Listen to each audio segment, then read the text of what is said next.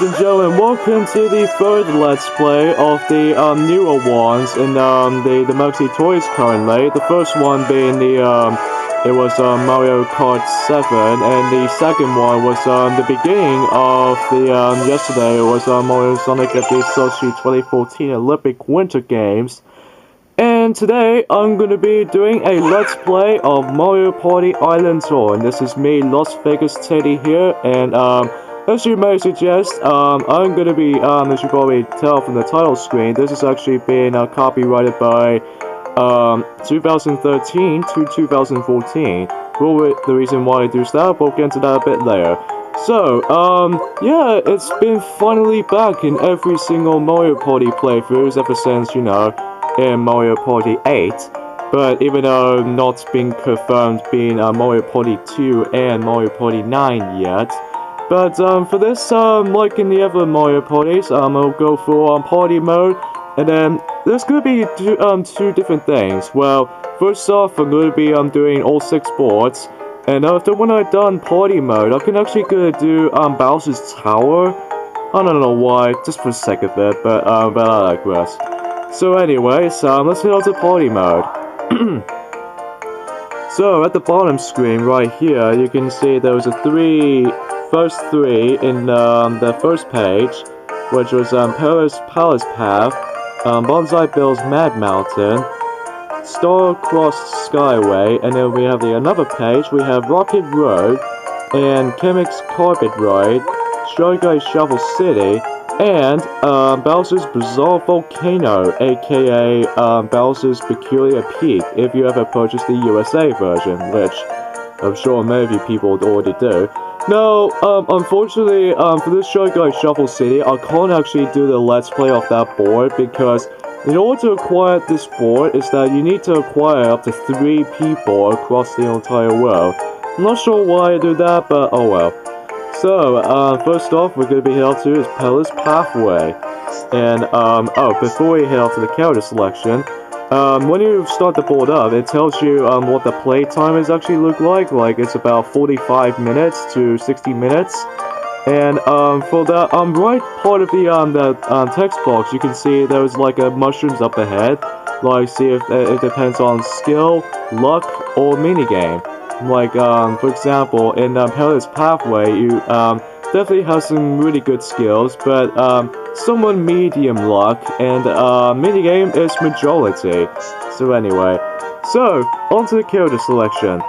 As you can see on the bottom screen, there are 10 of them this time around. Unlike Mario Party 9, there's only about 12 of them.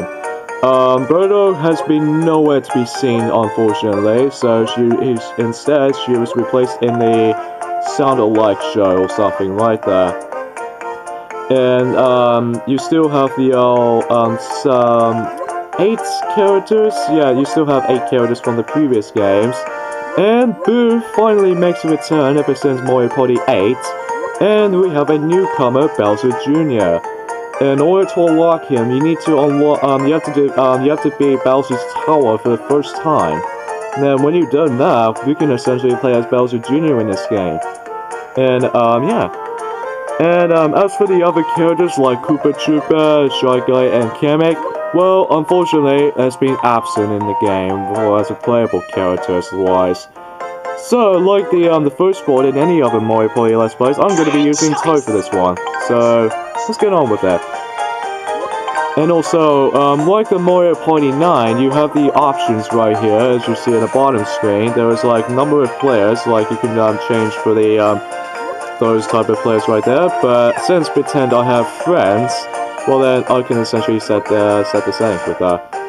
So, the opponents are going to be at the top screen is Luigi, Daisy, and Peach. And we're going to be sticking with difficulties on normal. Yeah, normal could actually be pretty decently well. I mean, sure, when I try this on very hard or master, I cannot believe the computer opponents will kick my ass. I mean, I cannot seriously how it happened right there. But anyway. So, right off the bat, much like in any other Mario Party games, you have the board display what it actually looked like. And the ultimate goal is to reach to the end. Welcome to Perilous Pathway, where the castle is the goal. Do you want to hear about the bonus dice block? Yeah, sure. So as you can see, when you're in first place in the minigame, you actually get, we'll get into that a bit later, so let's get started, and, yeah, sorry I was a bit too rushed right here, because I'm simply looking forward to doing this Let's Play, and I'm in first place. So yeah, like the ones in the previous games, you do have your turn order, like, if you ever get 6th, well then you essentially go first, and yeah. So yeah, welcome to Perilous Pathway. This board, on the other hand, is very similar. If you remember from Mario, no, that's the wrong game. Oh yeah, Wii Party. That board is very similar to Wii Party's board game Island, as well as the new Wii Party U called Highway Rollers. The reason why I say that is because, although almost quite the same for Wii Party U's Highway Rollers. But this board is very similar to Board Game Island in Wii Party. You see why when we get to that. I mean, sure, we have plenty of spaces. Green spaces make a return from Mario Party 9, which doesn't do anything besides you can just stand there for some particular reason. And these blue spaces where it has some numbers or plus subs on there. This just means is that it's the move spaces, like the ones in Wii Party. You can essentially advance your movements. Like, if you ever land on that blue space right next to Luigi, right to the right, if you land there, you can actually move 4 more. And as you can see, the question mark block space, this is actually called the item space. If you ever land on those, well then you can essentially get your item, which, it does remind me like a blue space in Mario Party 9 called dice block space. But I digress.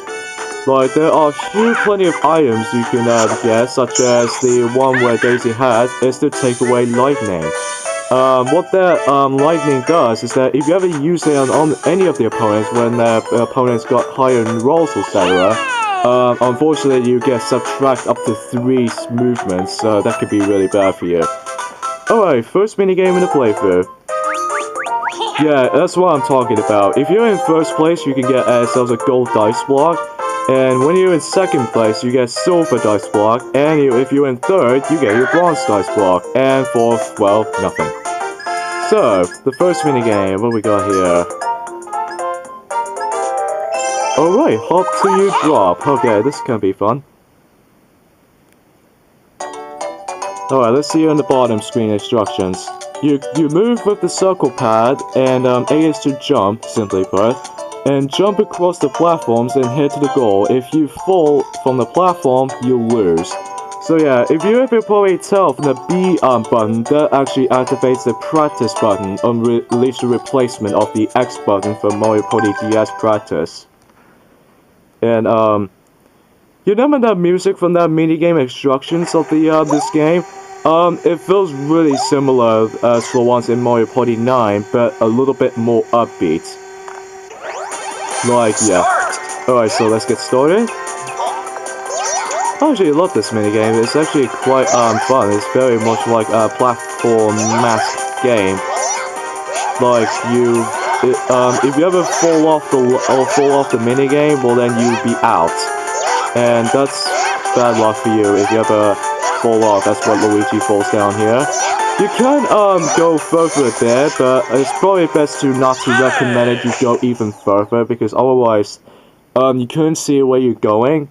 And yeah, that's as far as I'm aware. I think that's about it.